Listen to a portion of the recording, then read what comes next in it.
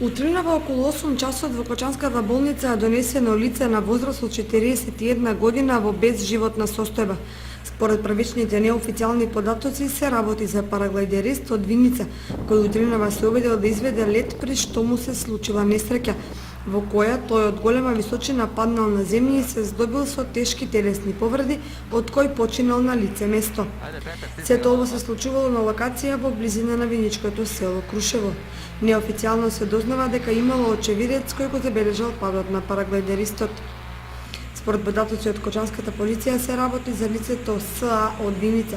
Повредениот утринава е донесен во општа болница во Кочани. Утро околу 8 часот е донесено починато лице од Виничко село, значи се работи за лицето АС, роден 1971 година од село Крушево Виничко и лицето е веќе донесено починато по констатираната смрт и предадено телото на фамилијата.